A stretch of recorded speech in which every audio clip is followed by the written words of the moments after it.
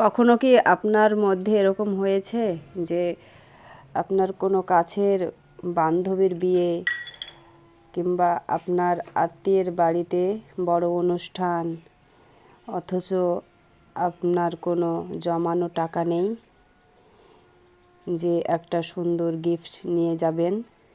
নিজের বরের কাছে যখন টাকা চাইতে যাবেন তখন তার ক্লান্ত মুখটা দেখে কেমন যেন সংকোচ লাগে, নিজেকে অপরাধ বোধ করে।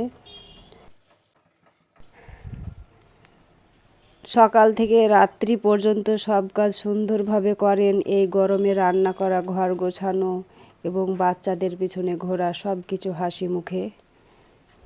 অথচ মাস শেষে আপনার আঁচলটা একদম খালি। একটা থ্রি পিসের জন্য অন্যের দিকে তাকিয়ে থাকতে হয়। তাই আপনাদের বলবো, এই সংসারের কাজের মধ্যে দিয়ে একটু একটু করে টাকা জমিয়ে একটা তহবিল গড়ে তুলবেন। আসসালামু আলাইকুম, কেমন আছেন সবাই? আশা করছি ভালো আছেন, আমরাও খুব ভালো আছি। আমি গ্রামীণ সংসার থেকে আপনাদের জানাই অনেক অনেক শুভেচ্ছা এবং ভালোবাসা।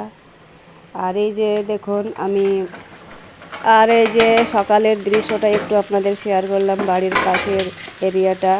আর তারপরে আমি চা তৈরি করে ব্রেকফাস্ট করে নিলাম, আর এই যে রান্নাবান্না চলছে। আর ভিডিওটি শেষ পর্যন্ত আপনারা দেখলে বুঝতে পারবেন টাকা জমানো এত সহজ পদ্ধতি গ্রামের মধ্যবিত্ত পরিবারের বউরা কিভাবে টাকা জমাতে পারবেন। পুরো সংসারের আসল হাতিয়ার আমাদের মতো গৃহিণীদের হাতে। অনেক গৃহিণীরাই হয়তো মনে মনে ভাবেন যে অল্প ইনকামে সংসার চালাতেই তো হিমশিম খাচ্ছি, তাহলে কিভাবে টাকা জমাবো। কিন্তু টাকা জমানোর জন্য মস্ত বড় আয়ের দরকার হয় না, এটা একটা অভ্যাসের দরকার। আর এদিকে আমার দুটো সবজি রান্না হয়ে গেছে, আর এখন আমি মুরগির মাংস রান্না করে নিচ্ছি।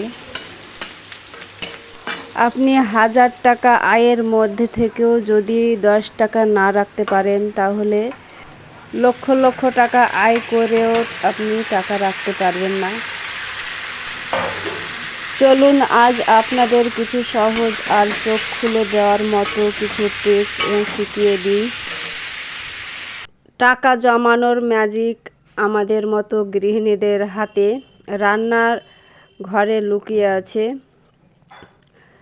আমরা গৃহিণীরা অনেকেই পরিকল্পনা ছাড়াই হুটহাট করে কাঁচা বাজারে চলে যাই। ঘরে দুটো বেগুন, কয়েকটা আলু পড়ে থাকে, কিন্তু বাজারে গিয়ে আবারও সেগুলো কিনে আনা হয়, যার ফলে আগের সবজিগুলো পচে ফেলে দিতে হয়। এই ভুলগুলো আর করবেন না। বাজারে যাওয়ার আগে ঘরের তাক কিংবা ফ্রিজটা দেখে ছোট একটা লিস্ট বানিয়ে নিন। এতে করে ঘরে কোনো সবজি নষ্ট হবে না, টাকাও খরচ হবে না, টাকা বেঁচে যাবে। সেই টাকাটা আপনি রেখে দিতে পারবেন। এরপর আরেকটি ট্রিক্স হলো, যে সিজনের সবজি সেই সিজনেই কিনতে হবে। অসময়ের বেশি দাম দিয়ে সবজি বা ফল কেনার দরকার পড়ে না। যখন যেই সবজির সিজন, তখন বাজারে সেই সবজির দাম অনেক কম থাকে, আর সেটা খেতেও ভালো লাগে, শরীরের পক্ষেও উপকার, অনেক পুষ্টির গুণ থাকে। তাই প্রতিদিনের রান্নাবান্না থেকে বুদ্ধি খাটিয়ে যদি 20-30 টাকা বাঁচাতে পারেন, তাহলে মাস শেষে 1000 টাকা জমে থাকে।